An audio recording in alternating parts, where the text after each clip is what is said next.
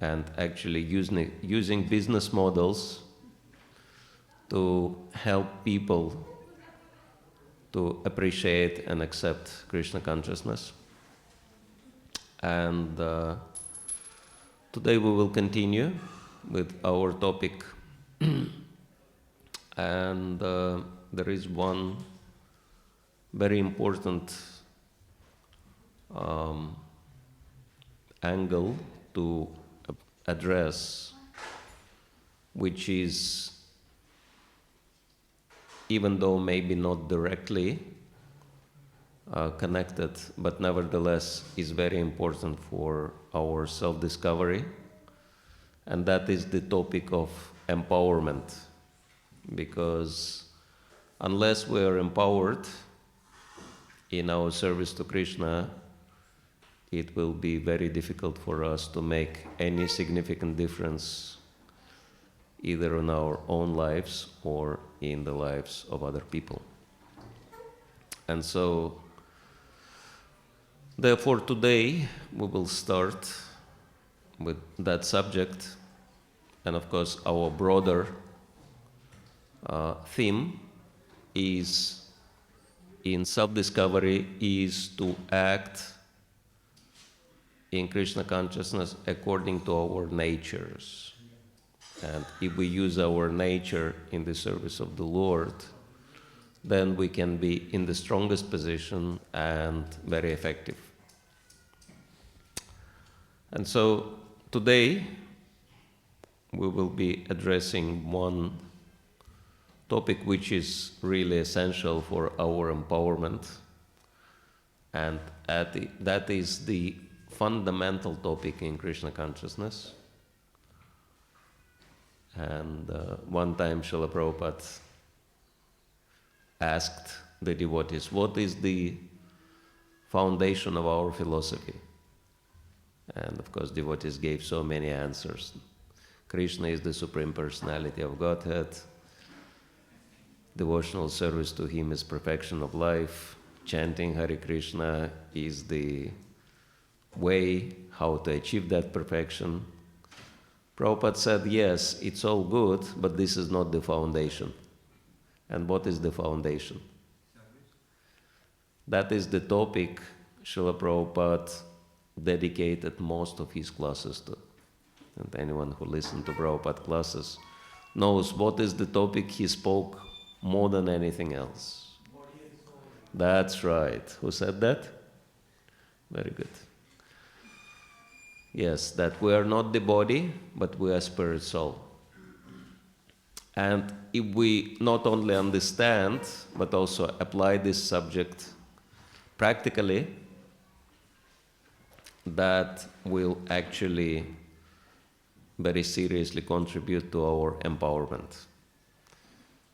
Let me see the show of hands. How many of you would like to be empowered in your service to the Lord?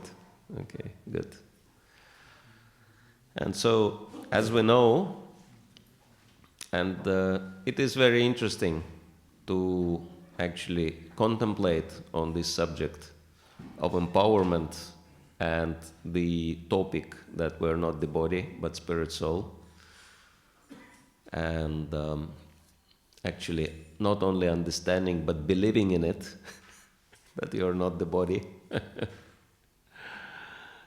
And I call this subject, believe in yourself. And so believing in yourself apparently comes first, even before believing in Krishna as the Supreme Lord. If you follow the logic of Bhagavad Gita, that chapter 2 is explaining that we are not the body, but the soul. But Krishna only speaks about himself as the Supreme Lord, starting from chapter 4. And so, as we know, the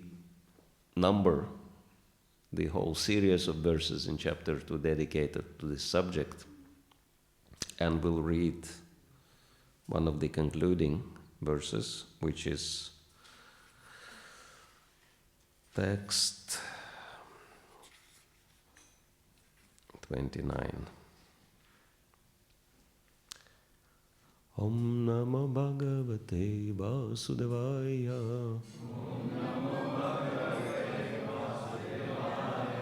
Om Namo Bhagavate Vasudevaya.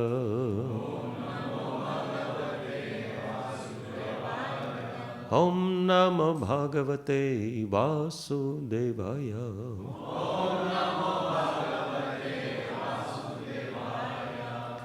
Ascharyavat pashyati kaschidyanam, ascharyavat vadati tathaiva chanya, ascharyavat chaina manyasinoti, sutvapyanam vedana chaiva kaschit.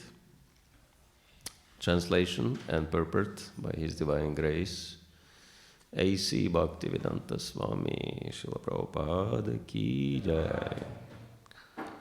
Some look on the soul as amazing, some describe him as amazing, and some hear of him as amazing, while others, even after hearing about him, cannot understand him at all. Purport.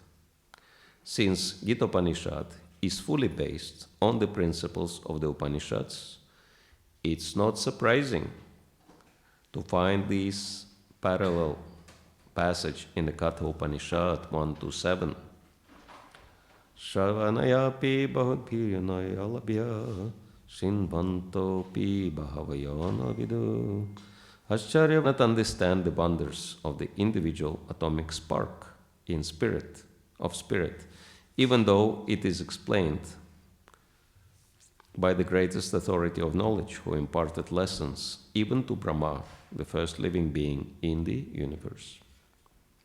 Owing to a gross material conception of things, most men in this age cannot imagine how such a small particle can become both so great and so small. So men look at the soul proper as wonderful either by constitution or by description. Illusioned by the material energy, people are so engrossed in subject matters for sense gratification that they have very little time to understand the question of self-understanding, even though it's a fact that without this self-understanding, all activities result in ultimate defeat in the struggle for existence. Perhaps they have no idea that one must think of the soul and thus make a solution to the material miseries. Some people who are inclined to hear about the soul may be attending lectures in good association, but sometimes, owing to ignorance, they are misguided by acceptance of the supersoul and the atomic soul as one without the distinction of magnitude.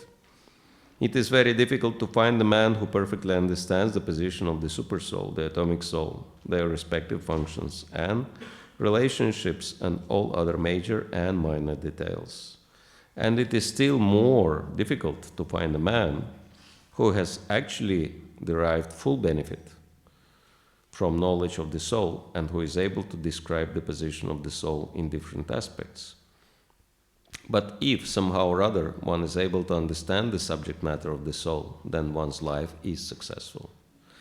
The easiest process for understanding the subject matter of self, however, is to accept the statements of the Bhagavad Gita spoken by the greatest authority, Lord Krishna, without being deviated by other theories. But it also requires a great deal of penance and sacrifice, either in this life or in the previous ones, before one is able to accept Krishna as the Supreme Personality of Godhead. Krishna can, however, be known as such by the causeless mercy of the pure devotee and by no other way. So, very quickly, let's reflect on what we know from Prabhupada's books, which are translations of the most important Vedic literature, right? Because Prabhupada gave us Bhagavad Gita, which is the essence of Mahabharata, and the book which follows Mahabharata historically, which is Śrīmad Bhāgavatam, which is an elaboration on Bhagavad Gita. And as we know, Mahabharata was created by Srila Vyasadeva to help common people to understand four Vedas, right? and, of course, the application of the essence of Vedic knowledge in our times, which is Chaitanya Charitamrita. And so, this is the perfection of the Acharya. He makes very difficult subject matter very easy to understand. And so we know from Vedic teachings, from Srila Prabhupada's teachings, what is the difference between us as individual soul and between Krishna, who is the super soul. What is, how are we same and how are we different with the Supreme Lord? What is in common with us, between the Supreme Lord and us? Qualities, yes. Qualitatively, we are the same as God. In the same way as even a drop of the ocean is chemically the same, has the same chemical constitution as the entire ocean. But we are different with the Lord in quantity. The Lord is infinitely great and we are infinitesimally small. So that's the difference. The Lord is unlimited and we are limited. So if we analyze our limits as the spirit soul,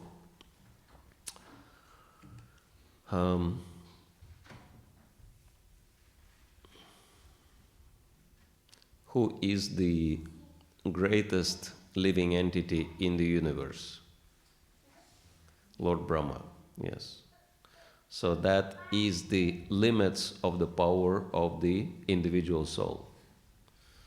So you can only be the master of one universe. That's the maximum we can afford. The Lord is the master of unlimited universes in the material world, and He is also the master of the spiritual world. So we're very limited, but still, if we compare our position to Lord Brahma's position, we can understand that we have a lot of potential untapped. And it is very interesting that some time ago, in the previous centuries, there has been the human potential movement started. And it was based on scientific research which showed that humans have huge potential, untapped. And actually, most of the people, they only use 2 or 3% of their potential. And outstanding people use between 5 and 10% of their potential. Pretty much 90% not used at all. And so we can understand that all this potential lies where? In the body or the soul?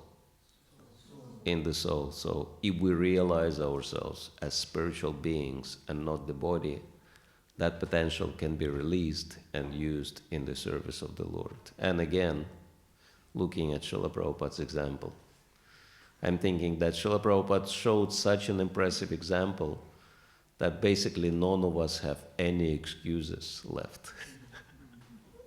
Like many people say, or many devotees say, oh, I am too old for doing something big for Krishna, right?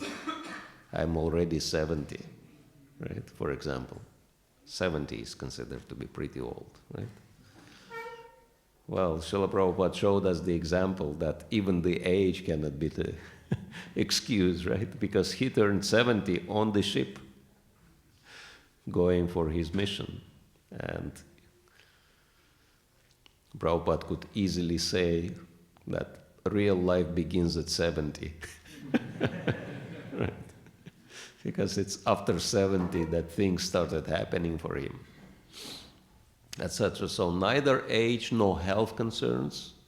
Did Srila Prabhupada have health issues? He did. Numerous health issues. Lack of money, lack of manpower, nothing, right? He had zero.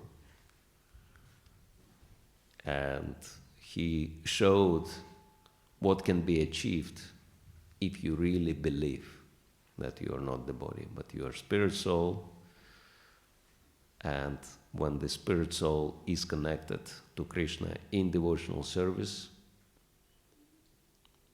spirit soul can manifest great powers. And so, Bhagavad Gita describes spirit soul in negative terms, that there are many verses which say that it cannot be destroyed, it cannot be burned, etc., etc., etc. Many things which are not related to the soul. But this verse, which we read today, describes the spirit soul in positive terms. Soul, some look on the soul as amazing, some describe him as amazing, and some hear of him as amazing, while others, even after hearing about him, cannot understand him at all. So what is the feature of the soul this verse indicates or repeats? Amazing. Okay, if I ask you for the show of hands, how many of you agree that you are not the body, but spirit soul? Please raise your hand. Okay. Everyone agree. So, according to this verse, if you recognize yourself as spirit soul, you are amazing.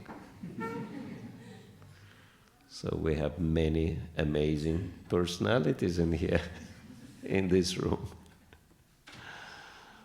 And because this is the foundation of spiritual understanding, and again, it is connected to the first purpose of ISKCON, right? Because this is one reason why Srila Prabhupada did not specify any religious affiliation to the first purpose of ISKCON. There is no Krishna mentioned, not even God mentioned in the first purpose of ISKCON, because Srila Prabhupada believed that spiritual knowledge and spiritual practice can and should be common platform for all thoughtful people, for all intelligent people, and that he described. And this is what he expected Krishna consciousness movement to create, that common spiritual platform for all intelligent people. And so,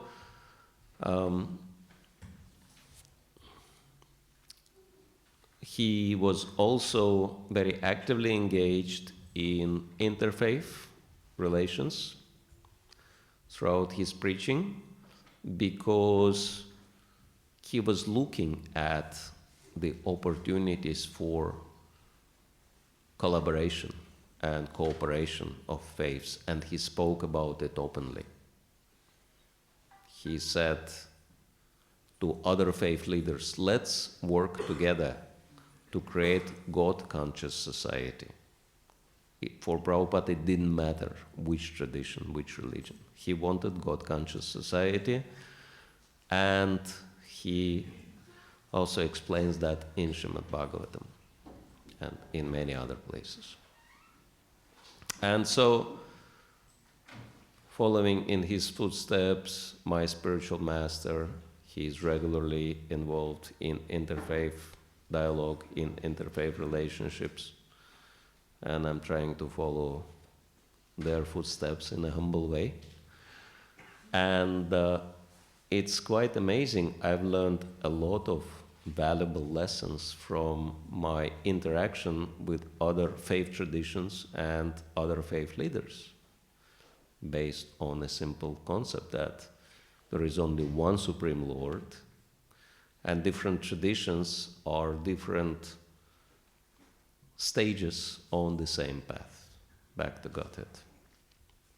And in one such tradition,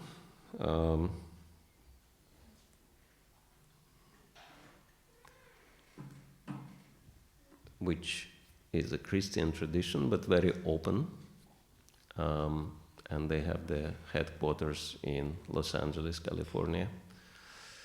And devotees told me about that church, and they were very enthusiastic about it. They said it's very interesting and very powerful atmosphere. So I visited there, and I was really impressed. And then even one very influential Srila Prabhupada disciple, he said that even he was impressed by the atmosphere and how they conduct their services. And I was thinking we could learn something important from them. And then I looked at one element, what they do, and I actually realized why it is so powerful. And of course I could be telling you theoretically so many things, but what I wanted to offer you is to have practical experience based on what they're doing. And I've done it all over the world. And even though we cannot fully kind of reproduce this same atmosphere, but nevertheless, all the devotees are saying that it is very effective. So, any of you want to have spiritual experience right here, right now? Yes? Okay. So, for this purpose, you don't have to do anything special. I will just request you to find some devotee in here and sit in pairs facing each other, and then I will request you to repeat few words after me, and that's all. Nothing special. Yeah? Everyone's happy with that?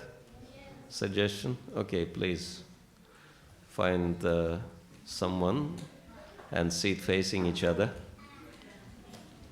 You wouldn't have to look at me, because you would only have to repeat the words, and you would have to look at each other, facing each other.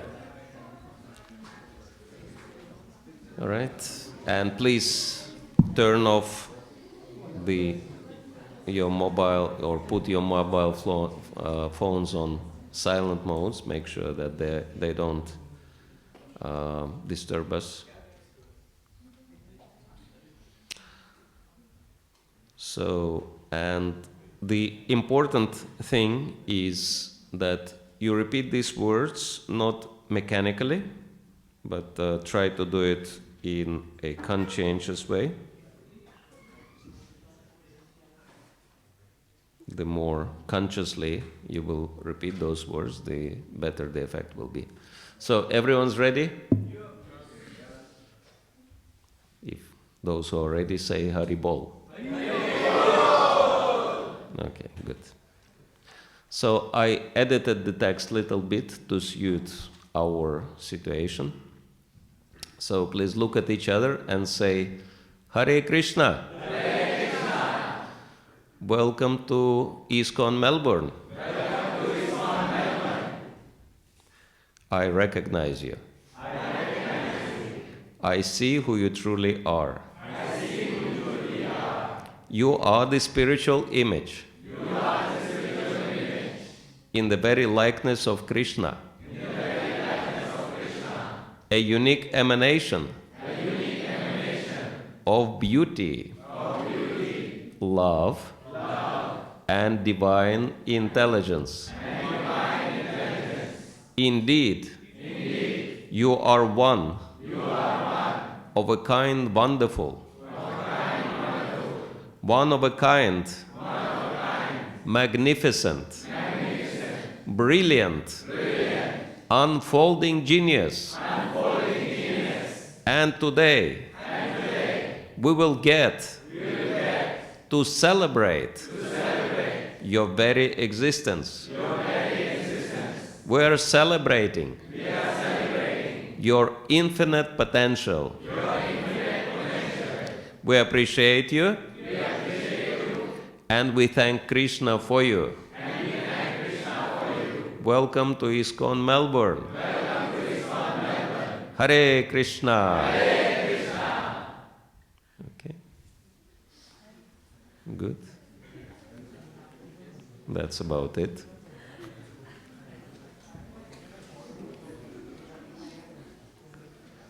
It seems like the whole atmosphere has changed.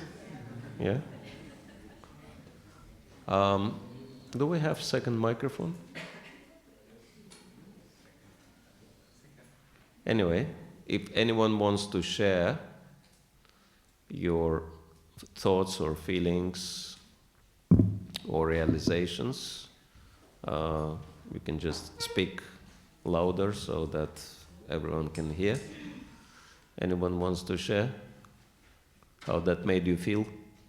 I've done this exercise before without saying any words. It was very powerful. Because when you are saying, maybe I know saying is not right, but like when I was saying, I was not feeling his feeling. But without saying anything, it was awesome. Mm-hmm. Very, very, like, what is it, dangerous that you insert into others.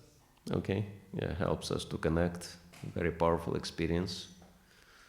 Anyone else wanted to share? Yes. You have infinite potential. Okay, infinite potential, that's a very good one. Anyone else? Because we are part of him. Yeah, you can feel that you are part of Krishna. For me, as well, theoretically, like I have read it so many times and I believe this statement so many times, but actually looking at someone's eyes and repeating this out aloud made me appreciate it much more in some ways. Okay, yeah, it helps us to put in practice what we know theoretically. It reminds us how we should deal with everyone who comes to the temple, how we should treat them. Okay, good, yes. Helps us to treat people better, devotees better. It gives us an opportunity to overlook the differences among us and appreciate each other's presence. Okay, helps us to appreciate and overlook the differences. Can we offer some prayer to the Lord? We can offer some prayer to the Lord. Yes. Shantakaram Bhagakshayanam Padmaham Suresham Vishwadharam Bhagan Sadasham Megmanam Svangam Lakshmi Kantam Kamananam Yogi Vidyananyam Vande Vishnu Haram Sarvam Yam Brahma Varne Visuddhimarta Stunvanti Divya Devaya Shankvat Tamomuste Gayanti Yam Samara Jnana Vastita Katen Mansa Pashyanti Yam Yogam Yasyantam Na Vidu Surase Gana Devaya Tasmai Namah. Haribo. So, anyone else? Yes. Positive reinforcement. It's positive reinforcement. Positive reinforcement. Very good. Yes. It felt like we are like a drop in the ocean. Okay, good. Yes. We could find good qualities in the other person. Okay.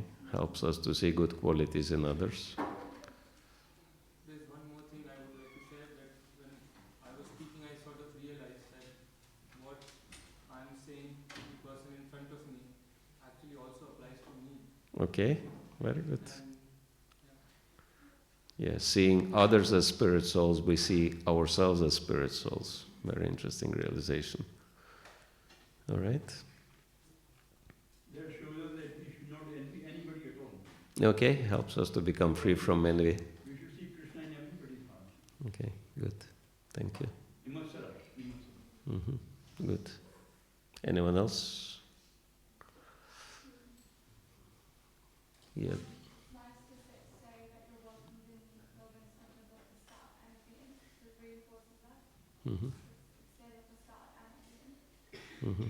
Thank you. Very nice. Yeah, I was thinking that the interesting point is that even though it was done kind of mechanically, I was saying the words, you were repeating the words, even then it worked, right?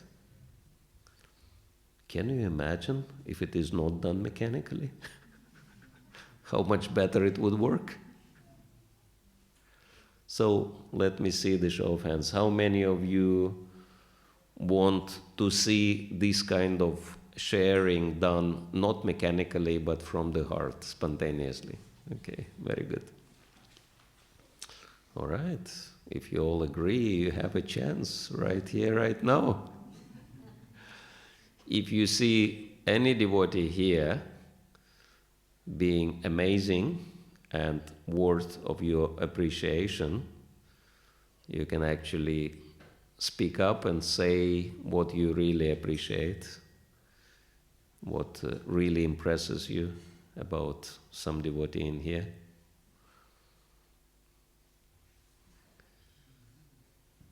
Yes. I felt that fixing day, but we don't say out loud. That's what I felt. When I was saying, it's like I felt like laughing because this is how we treated everyone, but we didn't say out loud. Yeah, we're not saying. So this is what we suggest, that now you have the chance to actually say it out, loud. Yes. I want to say about Prabhu, that even in such a age, Prabhu has such an enthusiasm to come in here. I wish I could also have that and continue having that desire to hear about Krishna. Haribo. Thank you. Anyone else? Yes. So nobody else seeing anything good in anyone else. Okay, Prabhu. I would like to say about Bhaktivedanta Prabhu that even after making many mistakes, he has always forgiven me and given me a chance to continue. He is very wonderful administration. Very compassionate. Haribo. Good. Anyone else? Yes. I want to say about Arjun Sakha Prabhu because his smile is so amazing. Whenever I see him, if he's not smiling, I feel like something is wrong today. Haribo. Yeah, devotees is always happy. So, anyone else? Yes. Saying about Swami, I felt like before I didn't know anything much about Swami. They say Swami is coming, Swami is coming. But today whole day morning I saw you classes and feel like I'm really talking to God in person. I felt that way. I was while the class was going, I was thinking in my heart like that. Okay, thank you. Let's exclude me for tonight. You have so many devotees in here. But thank you. Yes. Anyone else? I know Madhavita, she is very good Kirtan, some nuggets and Kirtan she does, and this Haribo. Thank you. Yes. I want to say about Karunanidhi Prabhu, though such a senior devotee in the congregation, but he sets an example of a humble devotee, sincere, and always in a serving mood, respecting devotees. And many lot to learn from Prabhu. Hare Krishna. Haribo. Thank you. I'd like to say thank you to Adipurush Prabhu. He's always been supportive and like a prop, and it's like he's so patient with all the things around you. So very thankful for his support. Haribo. Yes. I would like to say thank you to Matsya Mataji. She always inspires me to read books. So make some time for reading. Haribo. Very important. I fully support what Benjamin said for Adipurush. Very sincere and well balanced. Haribo. So I would like to say about Mahalakshmi Mataji, how she is doing the book distribution every day. Almost she's the number one, I think, in Melbourne doing the book distribution. Yeah. So thank you to Haribo. I'd like to mention something about the beautiful, wonderful soul next to me, Aditi Mataji. Like even looking at her, you get energized, and the service attitude she has, like even a 10% of it, if I get it, I'll be very, very, very fortunate to have that sort of service attitude. Haribo. I want to say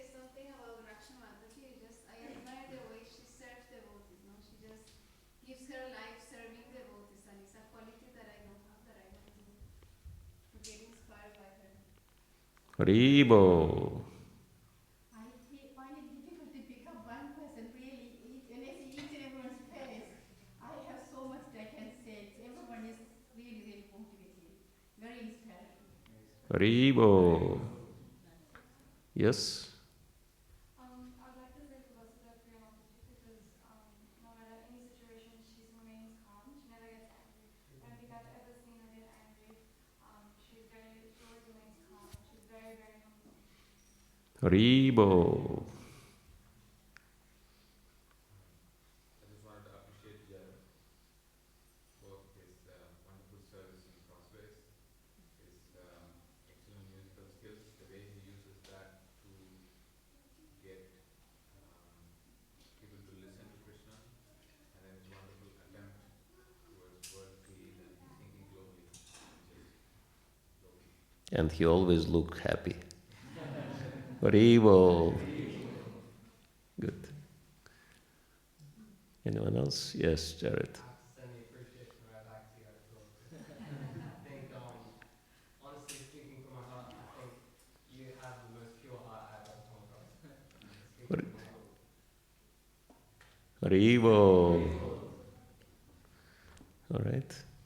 Yes. Yeah, I would say, like, thank you so much for doing that. Every time I go, like, really late here, sometimes I arrive at 9, he's always there doing so much service. He's always there cleaning, and, like, I really think, like, he does a really great job in, like, splendid devotional service. So, yeah. Haribo. I would like to say thank you to Paran Brahma Prabhu. He really helps me a lot and he really motivates me.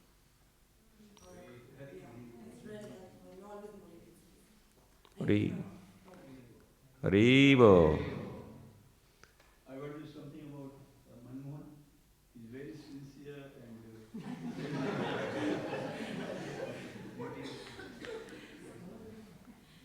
Haribo.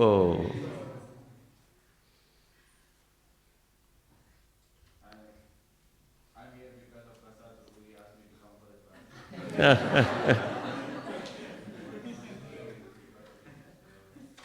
He has infinite potential and genuine and genius. Amazing. So, all glory to him. Haribo. Right. I would like to say something about William. Even though he's started coming here quite recently, but the amount of genuine curiosity he has and also the amount of service that he's doing is really inspiring. So, yeah. Haribo. I want to say about Prakash Prabhuji also because I never attended Mangal Aarti and Guru Vandana, but he actually pulled me from the house, come. So I would like to say thank you to him. Haribo. Good. we have Karunanidhi Prabhu, very humble, gentle, determined, and enthusiastic. Haribo. Right. Okay. Yes. In general, like when I come here, I feel like it's a mini Vaikuntha here. Like everybody is dressed up so nicely. It's amazing place. Haribo. All the congregation in Melbourne is extremely good, specifically management, the preachers, the cooks, the pujaris, and all the congregation members are extremely good and cooperative. Everyone's covered. Haribo. Good. All right. Yes. I want to say about Shiva Prabhu. He is very kind and down to earth and very helpful. Haribo. Yes. Like been excited about being here for like a really short period of time, and I just wanted to say thank you to all the Brahmacharis here and so many other devotees because without them, I don't think I would have been able to try to get deeper into like Krishna consciousness. So I think, many devotees here like surprises me day after day. So thanks to all of them. Haribo. All right, yes. About Bhaktivedanta Prabhu, erudite scholar, educationist, and sincere devotee and very humble. Haribo. I'm really inspired by all the kids, like such a young age, that determination and dedication towards all this. All the kids, ki jai. Yes, quite an interesting feature of Melbourne Temple. Many serious young Vaishnavas. All right, thank you. And let me see how that made you feel. Good. And one thing I would like to address, it's a kind of myth which is very widespread. And the myth, I'm sure many of you heard that or even share that myth. And the myth is that you should not speak too nicely about the devotee, otherwise, yes, the devotee might get puffed up, right? So that's the theory. Okay, let me check right here. How many of you have been personally appreciated by some devotee in this room? Please raise your hands if you have been appreciated. If someone spoke nicely about you, okay? No, yes, about you. That someone spoke about you, please raise your hands. One more time. Okay, good. Now,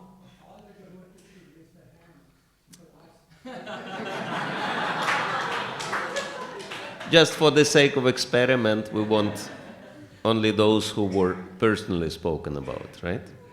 Okay, so now, those who raised their hand, those who were spoken about personally, please raise your hands please raise your hand if you were thinking while you've been appreciated. Oh yeah, thanks, my God, finally. Someone recognized my glory.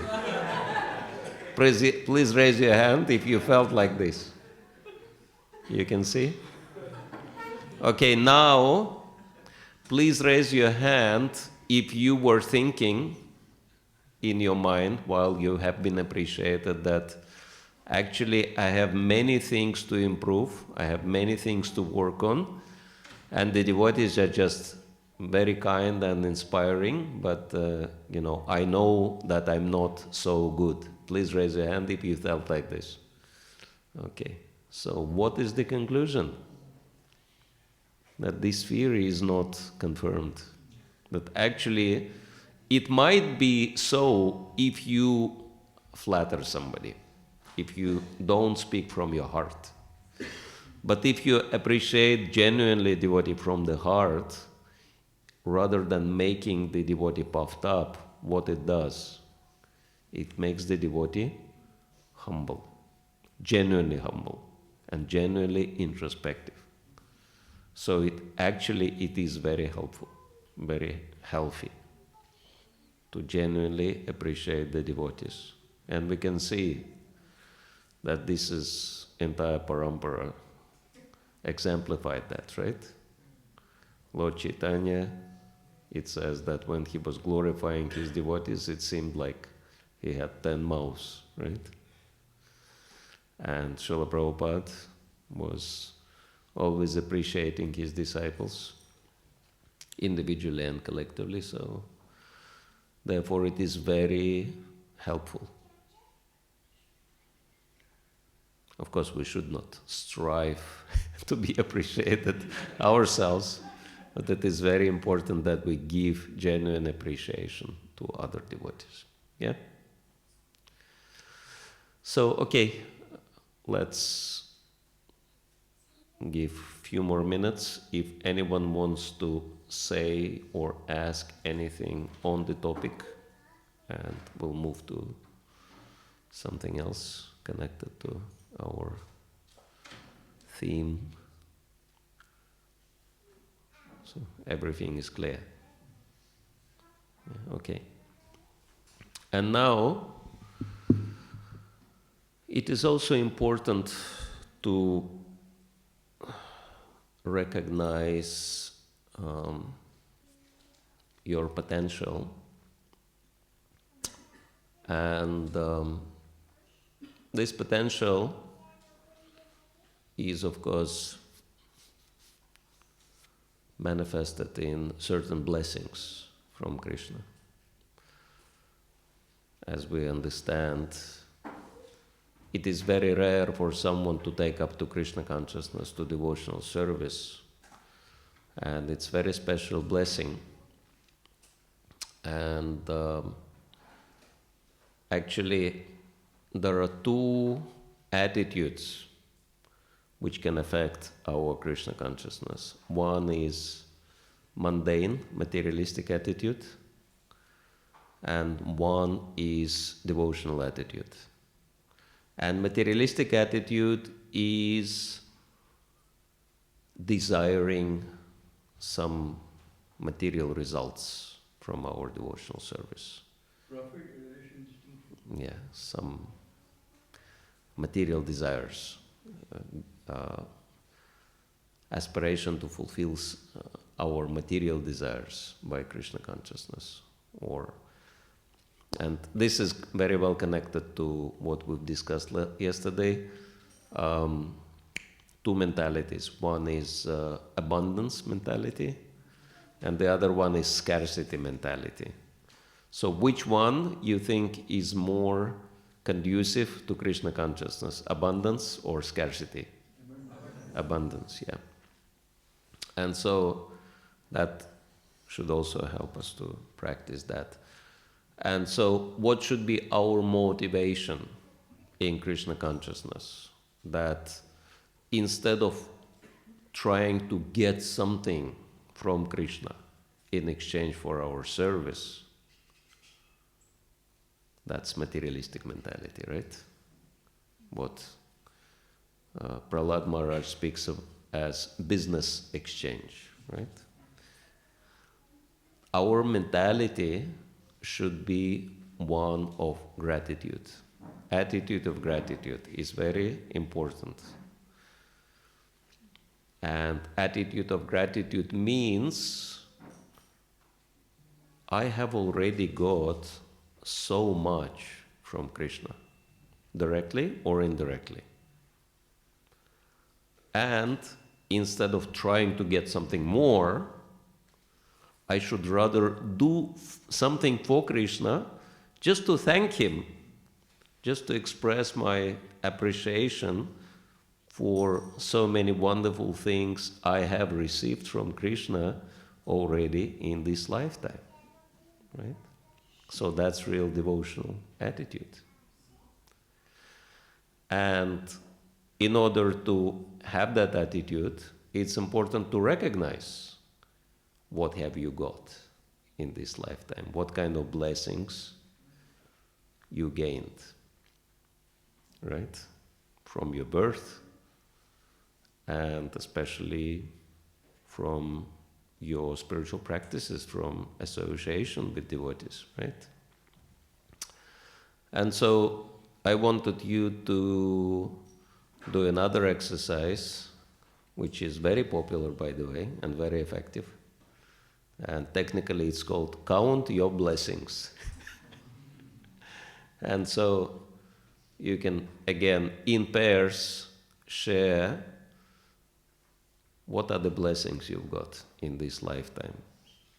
And blessings can manifest in forms of certain achievements Krishna, Guru, Vaishnavas allowed you to have in this lifetime, certain skills and qualities you have, and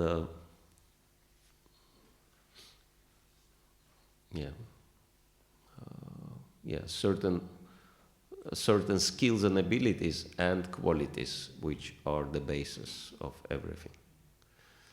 Okay? And so, question?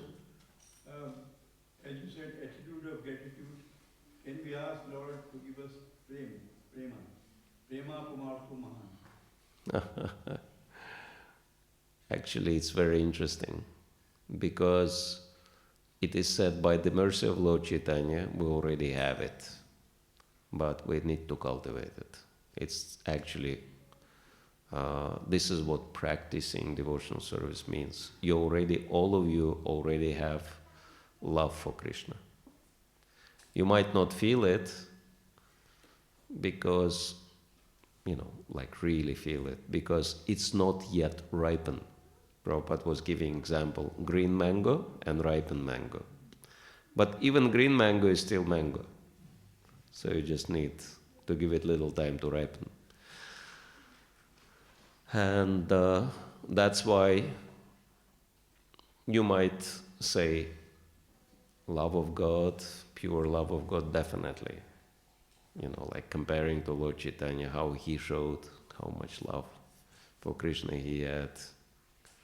I cannot say that I'm anywhere near or pure devotees. But do we have appreciation for Krishna? Yes, how many of you have appreciation for Krishna? How many of you like Krishna? So that's the beginning of love. That's green mango. And so it's actually up to us. And how do we make this mango ripen? How do we achieve higher levels of love for God? What's the process?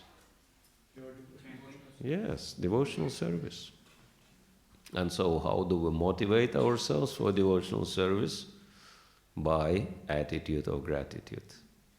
Instead of thinking, what else do I want to get from Krishna? Think, I've already got so much, and let me do something in exchange, right? Okay, so is that clear, the task? Yeah? But we feel we are too far off it. Prema is very high thing, very. Yeah. But we can feel like this, but it doesn't really matter. As long as you're happy in Krishna consciousness, that's all what is required to continue the process. So, if the task is clear, please get back into pairs and share your blessings or tell each other what are the blessings you got.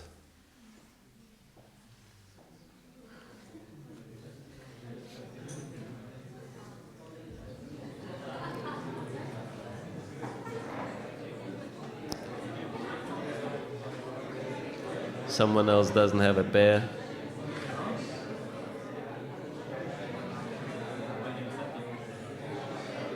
You can sit with Dhruva Prabhu if you want.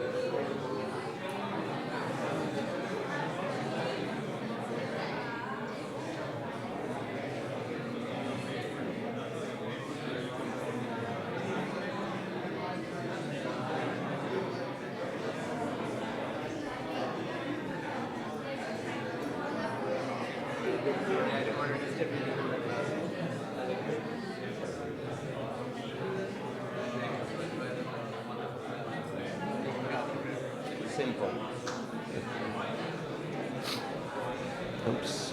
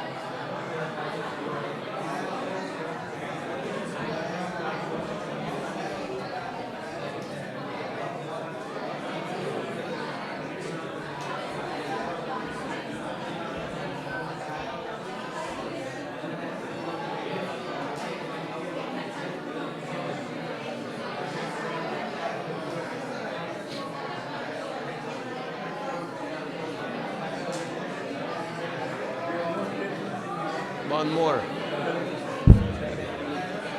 This is for you then.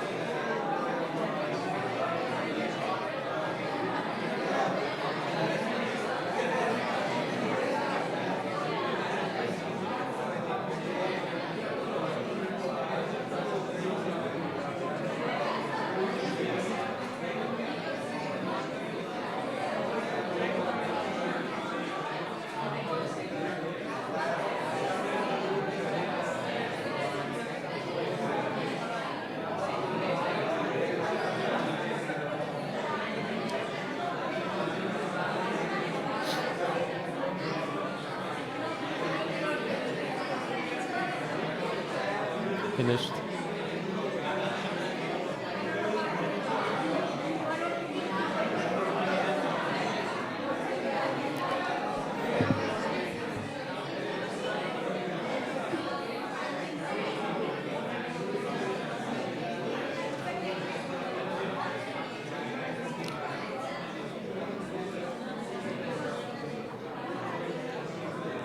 Okay, those who haven't finished have another minute and we should be finishing soon.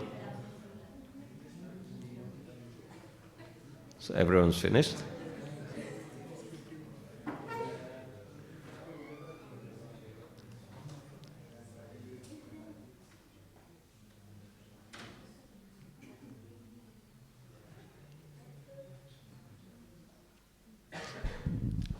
Okay. So, let me see.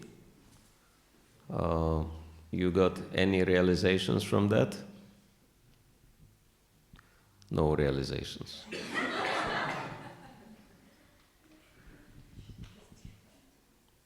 So, anyone wants to share? Did it make any difference for you? Yes. We want service from Krishna. Very good. Desire for service. Anyone else? Yes.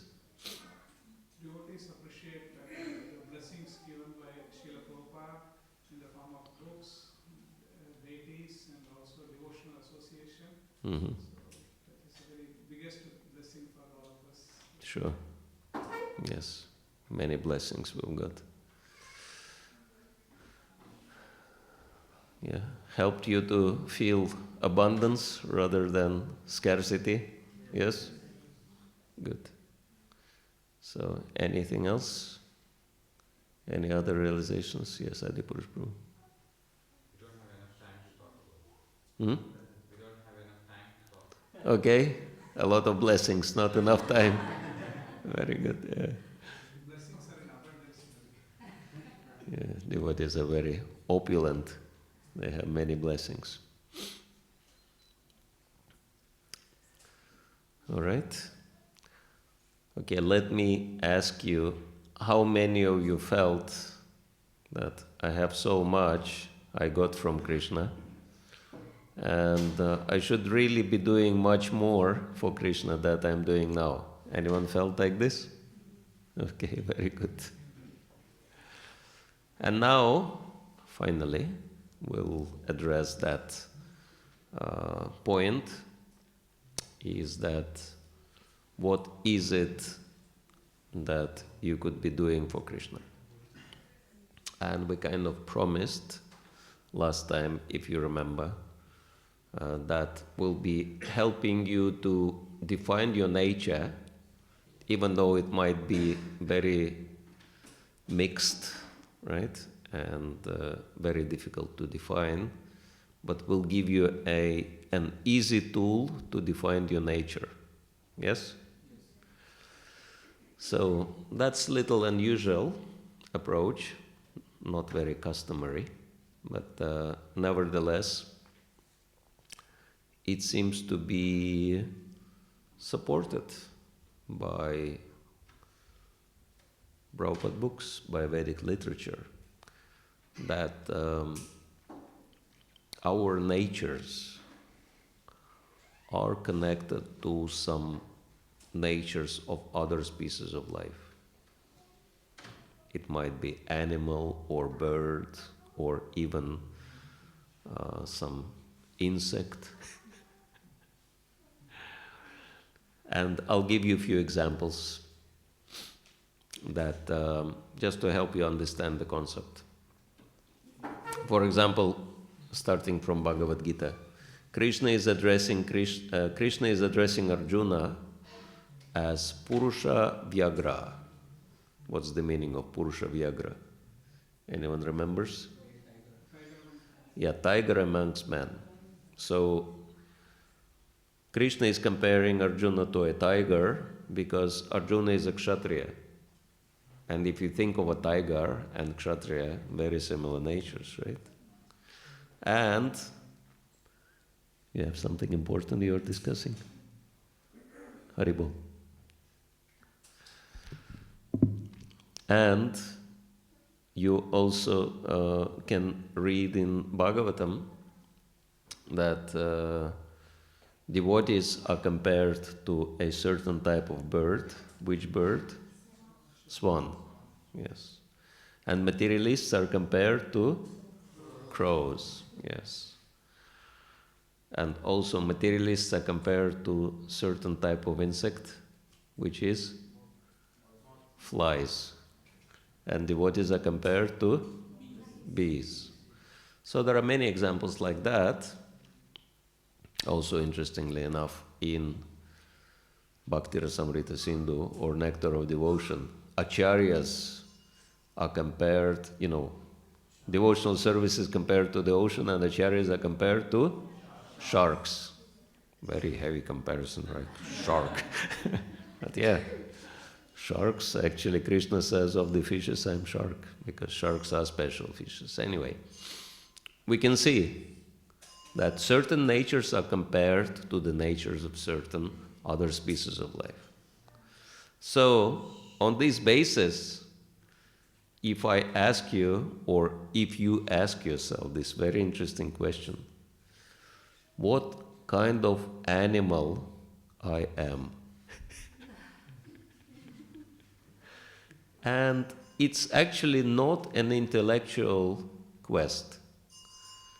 It's something you know already in your heart. And basically speaking, the very first animal which pops up, that's the right answer. And so that animal can very easily define your inner nature, the nature you've been born with, and can help you to understand how to use that nature perfectly in devotional service.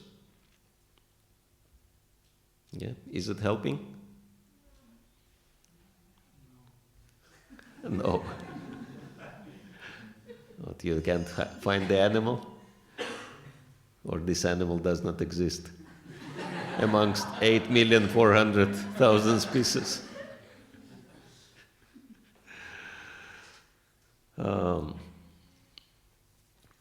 So,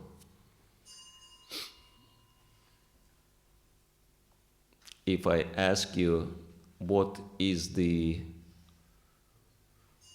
are the strong or positive qualities of that animal, and what are the shortcomings of the animal. And any animal has some positive qualities. Like, if you start going, mental about it, this animal, I feel like that, but I don't want to be like that because it's not prestigious. I like to be a lion, but dog comes to my mind. Right? I don't want to have nature of the dog. But it's not I want, I don't want. It's something you are born with. It's your nature. It's who you are. And it's actually not better or worse than anyone else's nature, because every nature has certain advantages. Like dog, for example. Chanakya Pandit says that dogs have certain amazing qualities which nobody has. No other animal has. What are the amazing qualities of the dog? Loyalty to the master, right? And that's why Prabhupada says our neck beats are like dog's collar. So we want to be dogs of the spiritual master. So it's very good, Dog means, if you think of a dog, that means you are very loyal. That's perfect. What else can you dream of, being loyal to Krishna and Guru and Vaishnavas, right? That's why, who says that? One of the acharyas says that, Amito Kukur, Vaishnava Thakur, Amito Kukur, right? Vaishnava, you are my master and I want to be your dog. So yeah, dogs are very loyal. Any other amazing quality of the dog? Huh? Yes, dogs are always alert. Cats, you can see they can go into slumber. It's very hard for them to wake up. But dogs, they can wake up in a split of a second. Always alert. Yes. Any other good quality of a dog? Enthusiastic and energetic. Yes. Actually, one very powerful quality of a dog, that dogs can be satisfied with very little. no matter how you treat the dog will never be, will never become, will never hold grudge, right? Can very easily oversee all the difficulty, all the problems, etc. Always positive, always wagging the tail. No matter how bad the day is, can always wag the tail. So yes, in the same way, every species of life have positive quality, and so it's just to focus on the positive and use it in Krishna's service. And then whatever shortcomings are there, you just have to be mindful of those, right? And work on those. So is it helping? Yeah. Everyone could, we won't be, checking on you. That's something for you to be mindful of and working on, right?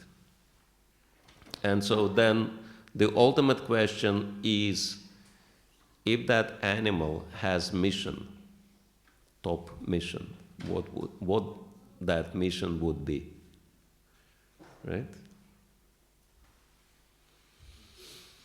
All right. Any questions? That was very unusual exercise, right?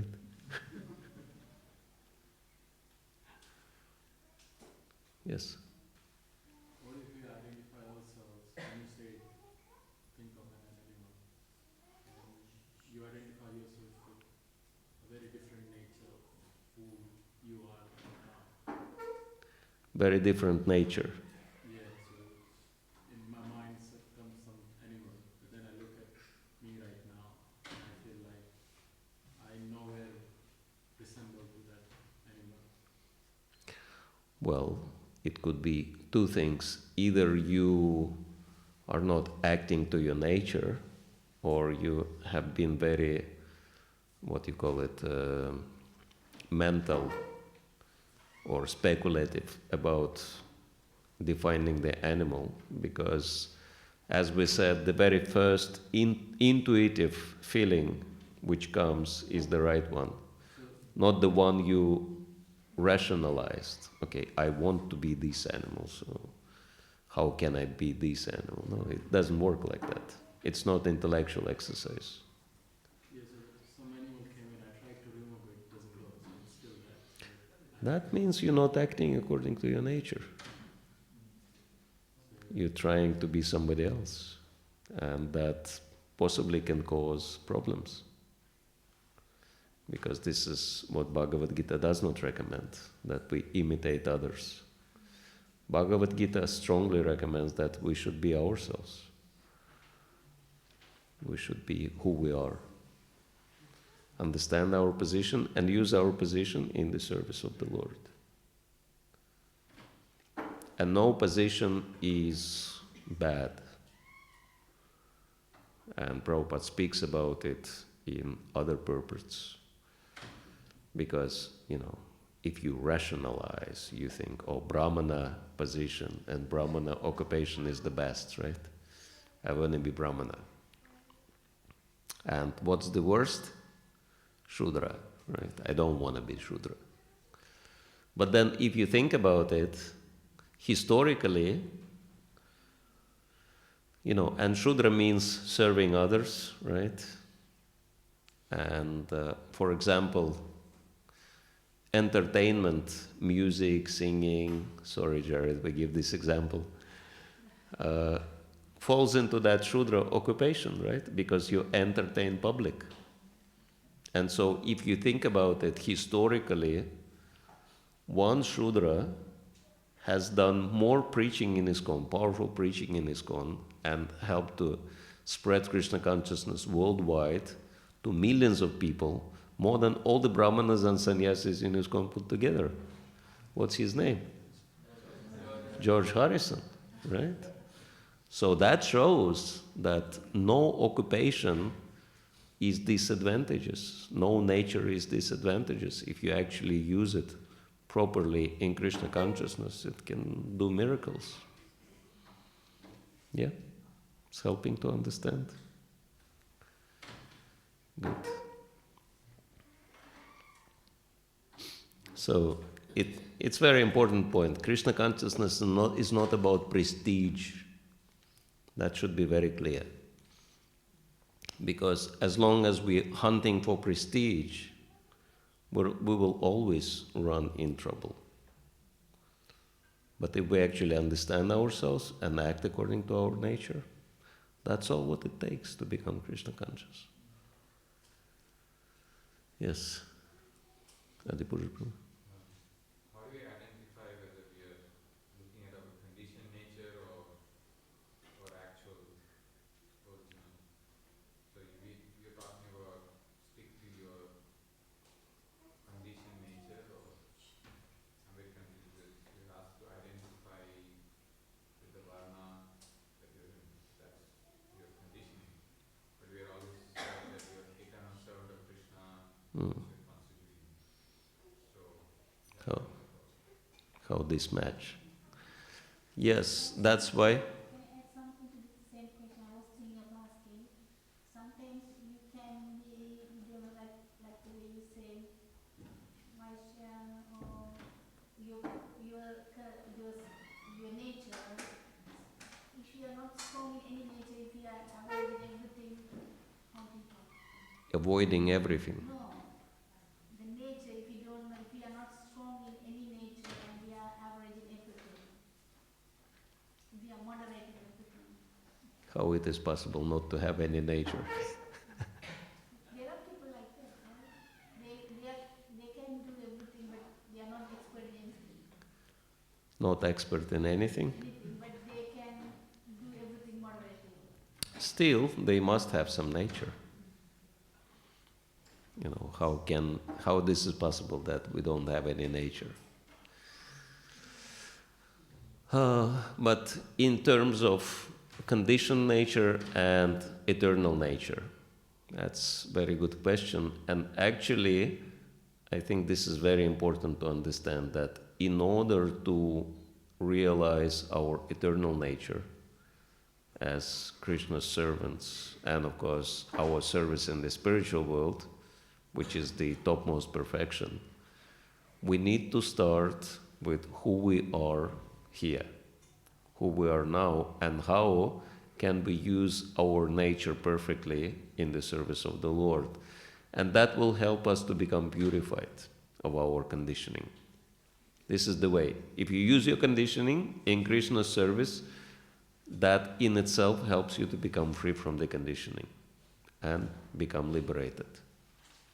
Yes? Thank you. All right. Any other questions? Yes. How would you suggest to work towards your nature? To work towards? Towards your nature. Towards our nature. How do we work towards our nature? Well, we don't need to work towards our nature. We already have the nature. And so our task is how to engage our nature perfectly in the Lord's service. And unfortunately, we don't have more time, but there is much more to practice actually in terms of the self-discovery and realizing our mission. And it looks like we might have another spare night, right? On Tuesday, October 1st. It's not yet engaged. So, free night. Okay, so if all of you are interested, we could dedicate Tuesday night to continue on the subject, because there are many more practices we could be doing. So, everyone's interested? Yeah? Okay, we'll give Tuesday night to further the subject. And yes, there are certain things we could be doing to help us to discover ourselves, but we already have nature. And I think one thing which is very important is to become, as Prabhupada said, independently thoughtful. There is one very powerful letter Srila Prabhupada wrote to one of his disciples, I think Karandar. And he says, devotional service is meant to be ISV, individual, spontaneous, volunteer. Individual, spontaneous, and volunteer. And devotees are meant to be independently thoughtful. And so independently thoughtful means you do not allow any outside influences to dictate you, right? And so that's a very big problem in our lives, that circumstances and other people, they practically force us to act sometimes against our nature for the sake of some results or for the sake of prestige. We try to imitate something we are not or someone we are not. And so that's quite a problem. Conditioning, basically speaking, right? Because circumstances and people, they are creating conditioning. And we're already conditioned from the start. But our conditioning is given by Krishna. And so that conditioning can be used in Krishna's service. But if we allow other people or circumstances to further condition us, and they are not Krishna, because they are selfishly motivated. So if we fall under that influence, that creates a lot of problems. And basically speaking, you feel that you are in artificial position. And that's an indication that that has to change. I don't know if that makes any sense, but again, we'll be practicing more on Tuesday. Adipur Prabhu had another one. You may address it on Tuesday. The mix it. Why not? Like one has both Brahmanical and Kshatriya qualities.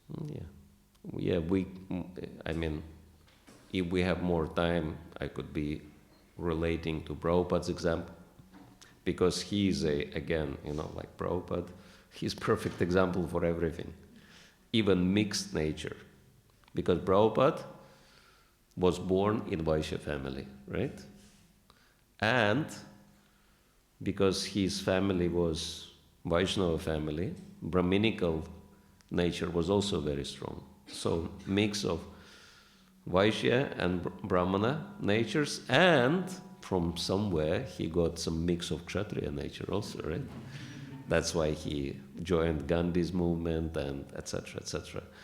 So was saying that I want to conquer the world for Krishna. So I have this Kshatriya spirit. So three natures in one. So how can you engage,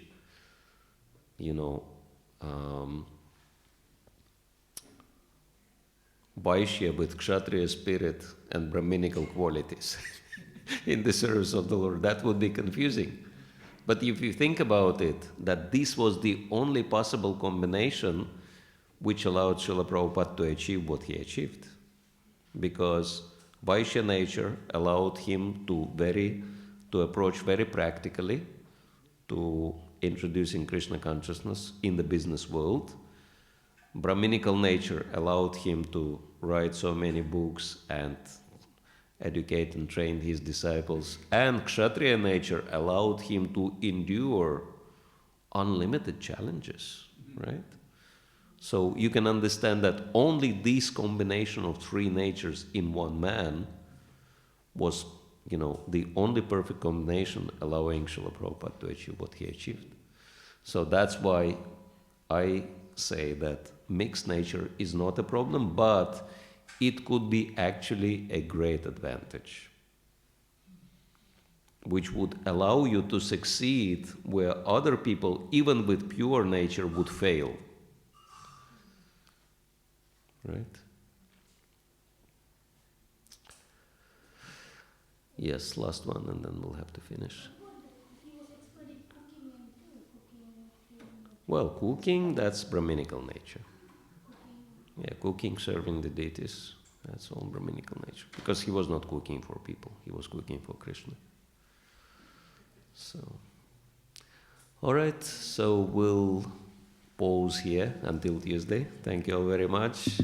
Śrīmad Bhāgavad Gita ki jai, Śrīla Prabhupada ki jai, Nitai Gaur Premanande.